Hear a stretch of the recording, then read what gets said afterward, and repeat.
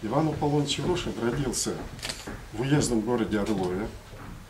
Уездный город Орлов в 50 километрах по старой московской дороге от города Вятки. Население города к тому периоду, когда он родился, было всего 2000 населения. Вот на эти 2000 населения в этом городе было 7 соборов и 4 церкви. Притом очень уникальные соборы. К сожалению, в советское время они разрушены. И вот тоже, будем говорить, мальчишка родился, ему, как говорят, Бог в карман карандаш положил. Он уже маленький совсем парнишка, вот эти зарисовки делал. И, как говорится, уже что-то у него было. Но обратите внимание, практически в одно время с раздвижкой 10, 15, 20 лет губерния дает каких людей? Рождаются братья Васнецовы, рождается великий Иван Иванович Шишкин, рождается великий Чайковский, рождается Александр Грин. И вообще я насчитал до 40 с лишним выдающихся людей не только нашей страны, но и мира.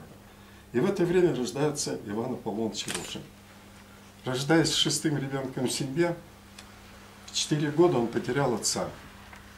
Отец, работая, как по нынешнему будем говорить, в мэрии уездного Орлова, по делам, командировок, погибает в одной из командировок. Командировки были связаны с тем, что к тому периоду было подавлено восстание, польское восстание Костюшка. Очень значительная часть поляков была пленена и сюда была привезена в Вятскую губернию. И очень много их было в Орловском уезде. И вот отец Чарушина, занимаясь этими делами, погиб. Ну каким образом это отдельно? Семья остается без средств существования. Матери выделили 6 рублей пенсии на 8 человек, 8 детей.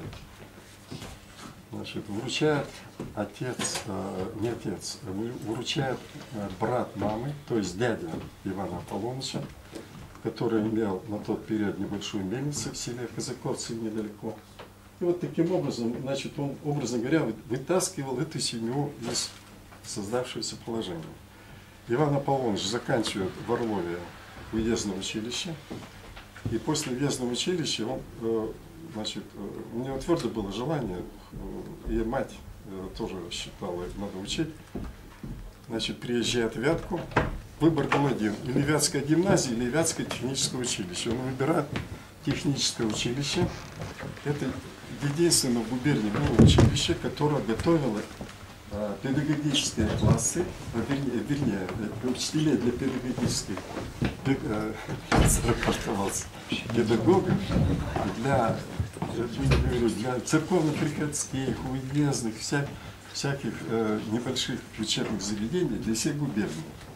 И оказывается, вся наша современная территория Удмуртской республики на тот период, имея вот эти начальные школы, она имела в этих школах преподавателей, учителей, которые были подготовлены в этом техническом училище. Заканчивая это училище, пришлось не так просто. В 1881 году в Зимнем дворце Петербурга происходит взрыв. Это, будем говорить, одно из покушений на Александра II. Всего их было. Он говорит, что я на 13-м не погибну, и на 14-м тем более, когда 2 взрыва в один день. На 15-м он погиб. Взрыв устраивает Степан Николаевич Халтурин, который родился рядом с городом уездным Орловым. Старший брат Чарушина Ивана Аполлоныча Николай был его близкий друг. И под этот колпак попала семья Чарушин. Наш будущий любимец Иван Аполлоныч Чарушин этим делом не занимался, но все равно на него пятно пало. И закончив техническое училище, когда он после этого поступил в Академию художеств в Петербурге, это отдельно большой разговор, то он не знал, что он находится под следствием. Не под следствием, а под слежкой. И даже когда он на каникулы уезжал в Вятку значит, как студент, то после отъезда его из Вятки в Петербург лично губернатор Вятской губернии делал значит, доклад с запиской на имя ректора Академии художеств. Но имейте в виду, что Академия художеств была императорская, президент этой Академии художеств был всегда брат царя. На тот период был Владимир Александрович. Ректором был Рязанов, а президентом был брат царя. И они внимательно следили. Они понимали, что это очень талантливый мальчишка учится. Вот это. А то, что само вот таким образом, то слежка была. И поэтому, когда Иван Аполлоныч, заканчивая Академию художеств, а закончил он золотой медалью из 45 студентов на тот период, а золотую медаль, когда он заканчивал, получили только 3. Из них будущий президент архитектуры Германии и сын ректора Академии художеств. За период своего студенчества, для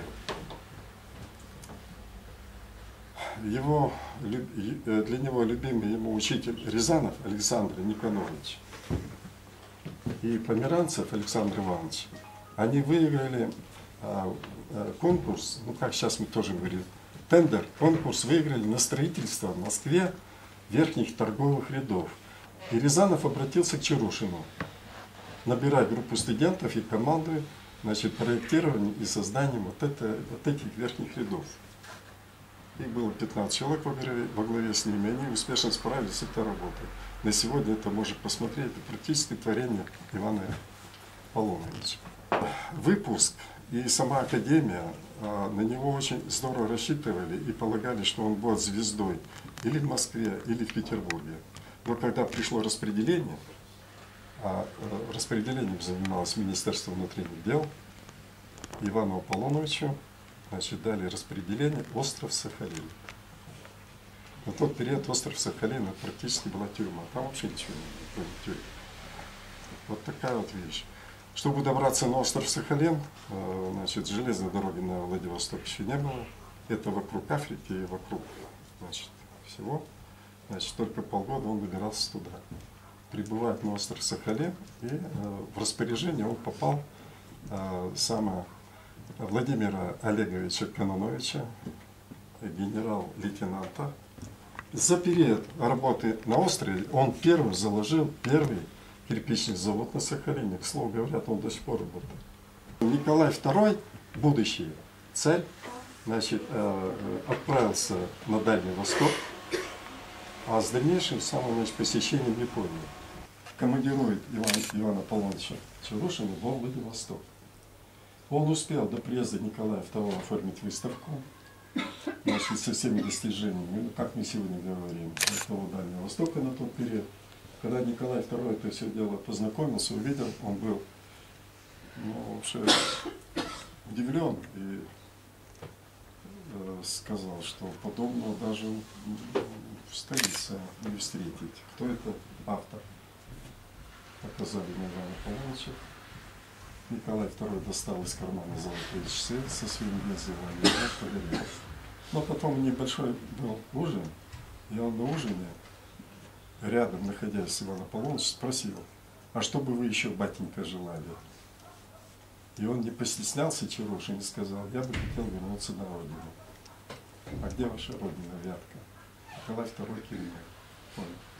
И когда он посетил Японию, вернулся обратно в Петербург, и после возвращения в Петербург, во Владивосток и на Сахалин пришла его телеграмма командировать Ивана Аполлоновича Чарушина в распоряжении вятского губернатора. Вот он таким образом оказался в Вятке. Значит, постепенно он становится архитектором Вятской губернии. Это длинно рассказывает. А Вятский, это в любой губернии губернский архитектор, он имел права вице-губернатора. За его период в Вятской губернии построено более 500 уникальных зданий. И именно с его карандаша. В том числе около 100 зданий и сооружений на территории нашей Удмуртии. Но одним из самых таких своих он считал, будем говорить, объектов сооружений, это вот Михайловский собор.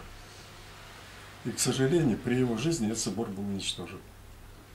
Иван Аполлоныч прожил 83 года, умер он в июле, 26 июля 1945 года в Кирове и похоронен в Кирове на Ломановском кладбище. Но у него тут жизнь еще сложилась таким образом. Значит, к периоду революции ему было 55 лет.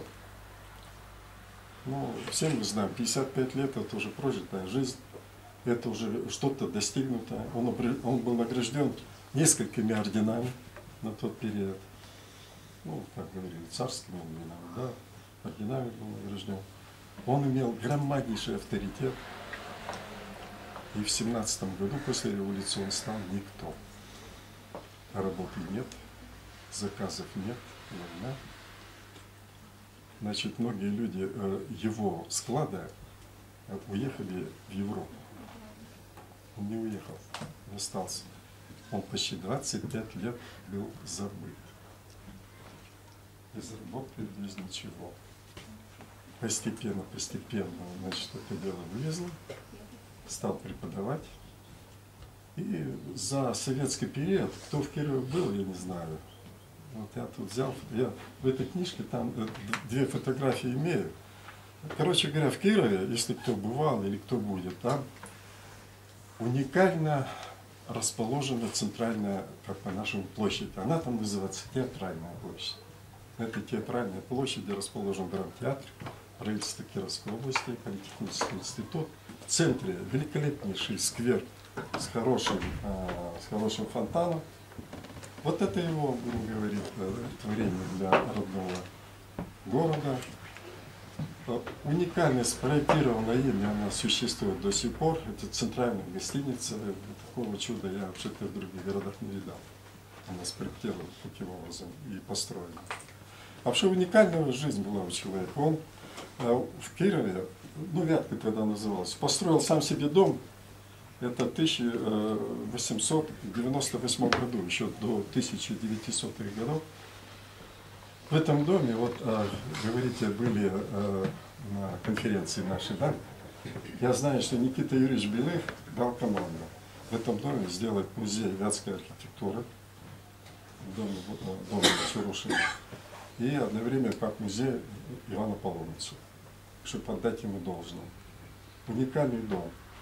Он его таким образом расположил, что у него там были и проектные мастерские, и токарная мастерская, и слесарная мастерская. Значит, у него там были самые, значит, площади, кто даже лошади были, занимался лошадьми, все это было. И в этом доме, в единственном доме на всю Вятку, Вячеслав Дмитриевич, в 1890 году было калориферное отопление. Он был прекрасный инженер еще тогда. На сегодня из действующих храмов, которые построил Чарушин в Удмуртии, 13 действует. 13. Ну, книжку меня не перечислили. Ну, дача Башенина, все гордятся в Сарапуле, это руки Чарушина все творит. Я вам скажу, что Сарапул практически, вот все, что вот иногда приезжают и говорят, такие, ну видно, что здания старинные, они просто в загнанном сейчас состоянии. Если их вылезать, отлезать, отскрести, это красивейшее здание. Ну вот в Воткинске тоже самая больница, тоже творение Чарушина. Это все были дома, особняки, построены по заказам купцов. Вот. Потому что заказчики на тот период, ведь основное это было купечество и духовенство. И когда революция произошла, купцов разогнали, духовенство. Вот он без работы и был. В прошлом году действительно была замечательная дата. Исполнилось 150 лет со дня рождения. И наши коллеги, с которыми мы достаточно плотно и долго уже общаемся, из Вятского государственного университета отмечали это событие, проводив у себя замечательную конференцию, на которой мы побывали. То есть, так скажем, выводы этой конференции мы тоже для себя сделали, что это имя действительно, оно очень значительное для Вятской губернии. Это действительно мастер, и его имя было несправедливо забыто на многие годы. Но сейчас, благодаря различным усилиям и местной администрации, я имею в виду прежде всего город Киров, и различным исследователям его имя возрождается, о нем говорят вновь и говорят о его творчестве. И еще такой момент. В прошлом году мы с Михаилом Валентиновичем подавали на конкурс. Вообще, надо сказать, что наша работа связана достаточно давно, мы уже этим занимаемся, связана с изучением историко-культурного, в частности, архитектурного наследия Вятской губернии. Правильно Рудольф Андреевич сказал, что Вятская губерния была достаточно большой, обширной Вятской губернией. По размеру она занимала второе место в Российской империи, и в нее входила наша современная Удмуртия. И действительно, если посмотреть, то творчество и деятельность Ивана Аполлоновича Чарушина, она очень обширна по всей Вятской губернии. Им действительно было построено множество зданий, мы можем утверждать, что их даже больше 500, в том числе и на территории современной Удмуртии. Так вот, о конкурсном проекте. В прошлом году мы подали на конкурс проект, научно-исследовательский проект, руководителем которого я являлась, и тема была заявлена такая: верификация творчества Ивана Аполлоновича Чарушина на территории Удмуртии в конце 19-го, начало 20 века. То есть целью этого проекта было охватить архитектурное наследие Ивана Аполлоновича Чарушина, которое им было оставлено на территории Удмуртии. Мы знаем, что территория Удмуртии в административном отношении поделена на 25 сельских районов, в том числе и города, 5 городов. То есть цель проекта была посмотреть архитектурные памятники, сооружения на территории как сельских районов, так и городов Удмуртии. Этот проект завершился, и в настоящее время мы готовим свои материалы к изданию. Те, которые мы сделали, какие выводы, к чему пришли. Ну, хочу сказать, что на самом деле, работая в архиве, без этого деятельность, научно-исследовательская деятельность не обходится. Мы пришли к выводу, что работа, которую проводил Иван Аполлонович Чарушин, она была громадная. То есть его подписи стоят практически на всех протоколах строительного отделения, которые присутствуют в архиве, которые мы посмотрели как раз в конце 19-го, начало 20 века. Именно на это время приходится пик его творческой деятельности. Это с одной стороны. С другой стороны, мы пришли к выводу, что он как мастер своего времени, был сложившийся мастер, замечательно владел и предыдущими архитектурными стилями, и шел в ногу со временем, потому что если посмотреть вообще на исторические события, которые происходили в это время, это было непростое время, и ему пришлось пожить и при царе, и при советской власти, и те изменения, которые происходили в архитектурной практике, он как-то, ну, так скажем, быстро схватывал, перерабатывал и оставил нам замечательные произведения. Наши исследования покоятся на, прежде всего, полевых исследованиях, то есть мне посчастливилось быть руководителем большущей экспедиции 2009 года. Начало было положено Министерством культуры Удмуртской республики в связи с мониторингом памятников Великой Отечественной войны, предстоящее 65-летие и так далее. Была задействована большая группа студентов университета. Вот, и когда мы собрались в министерстве и начался разговор о вот этой всей большущей экспедиции, пришли к выводу, что памятниками Отечественной войны ограничиваться ни в коем случае нельзя.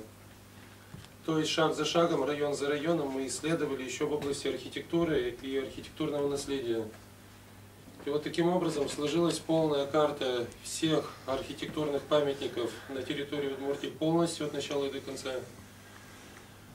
Полностью говорить, конечно, до конца это не скромно, то есть чего-то, естественно, было и пропущено, и упущено, и так далее, потому что где-то там и рябиной заросло, и так далее.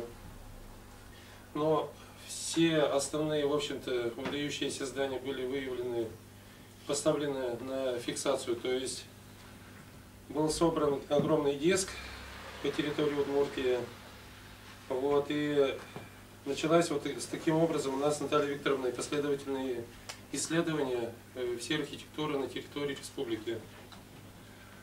Вот, поэтому перед вами человек, который полностью на 100% проехал всю республику от начала и до конца,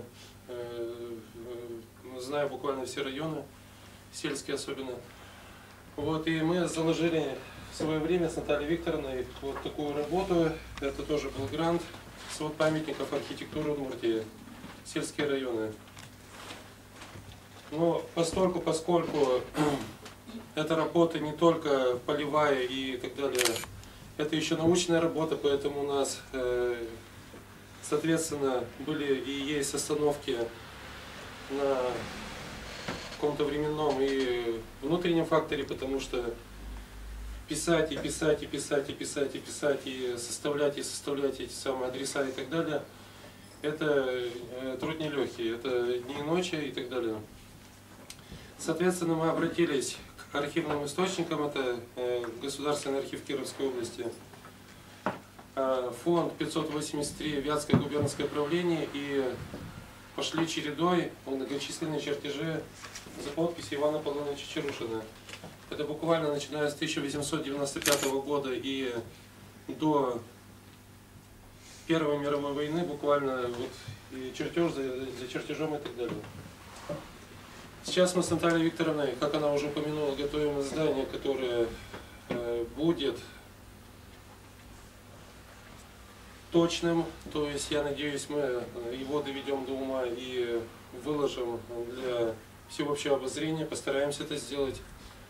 Когда в прошлом году на определенном этапе с Натальей Викторовной мы думали, выпускать ли к 150-летию со дня рождения, мы решили этого не делать. По той простой причине, что нам хотелось правды. На самом деле, Анатольевич сказал, что много чего говорится и пишется и так далее, и так далее, и так далее. Вот с какой-то подоплекой и так далее. Мы решили, что надо сделать без субъективное, объективное, основанное на архивных, полевых и достоверных исследованиях публикацию. Но, естественно, мы живем в Удмуртии, это будет посвящено именно Удмуртии. Вот. Ну, такие интересные факты вышли на поверхность. Допустим, то, что в Пудеме, это Пудемский завод, Ярский район, теперь был заложен храм выше и массивнее Михайловского собора. Его не осветили и не был достроен, но это неимоверные размеры вот этого собора, огромные вот эти пропорции и так далее. То есть я думаю, что по масштабу он должен был превзойти даже Александр Невский собор в Вятке, у Витберга. Но, увы, история не терпит сослагательного наклонения, поэтому если бы, мы тут не используем, просто будем выкладывать чертежи. Еще добавлю, что у меня студенческая группа уже из года в год, ни в одном поколении, делает макеты. Макет за макетом, то есть мы поднимаем материал, выкладываем его именно вот объемную пластику и так далее. В конце 2012 года в Михайловском соборе прошла выставка храма его прихода, и мы выставили 11 макетов. В том числе это Пудемский завод. У меня супруга отмакетировала и выставила Михайловский собор со своими ребятишками в школе. Церковь в селе Сада, Ярский район. Это перестроенное здание по проекту Ивана Аполлоновича. Так, это у нас село Егол, Завьяловский район ныне, то есть это место тоже мы все знаем. Так, это Ильинская церковь, что за рекой, то есть это Заречная Ильинская церковь у нас в Ижевске. И вот таким образом мы макет за макетом, хотя бы вот в таком обличии, что ли, пытаемся вернуть народу память об Иване Аполлоновиче. Ну и вот еще хочу добавить, мы с Натальей Викторовной постоянно работаем в архиве и в буквальном смысле слова поражаемся трудоспособности Ивана Аполлоновича Чарушина. Это неимоверная какая-то работа, которая проводилась в течение 20 лет. У нас прямо иногда мурашки даже по коже бегут. Как человек мог отслеживать вот то, что называется сейчас авторский надзор и так далее, такое количество зданий. Более того, он вступал в переписку с различными организациями, доказывая там ту или иную точку зрения, и это все продолжалось годами. То есть он в голове, я так понимаю, держал все свои, так скажем, детища, и все знал, где что происходит. То есть это, что ни дело, Чарушин что не делает, Чарушин даже вот буквально там совсем незначительное, казалось бы, здание, но это же надо было отслеживать, это надо было доводить все до ума, как говорится. Вот. Ну и такие некоторые тоже интересные факты из нашей современной жизни. Лобановское кладбище, к счастью, сохранило память о Иване Аполлоновиче, сохранилось его упокоительное место, то есть при управлении ФСБ по Кировской области буквально недавно была восстановлена могила, отреставрирован памятник Да, к Ивану Аполлоновичу. Вот. Создается Вятским киноклубом многочисленные фильмы, один за другим выпускают они диски, по 3-4 фильма, в том числе это про уважаемое здание Александра Невского собора. Невского собора, вот про дом Булучевых, очень интереснейший фильм. То есть работа на самом деле идет. И создана общественная организация общества Ивана Аполлоновича Чарушина, членами которой были Да, все вот, в городе надо же Кирове.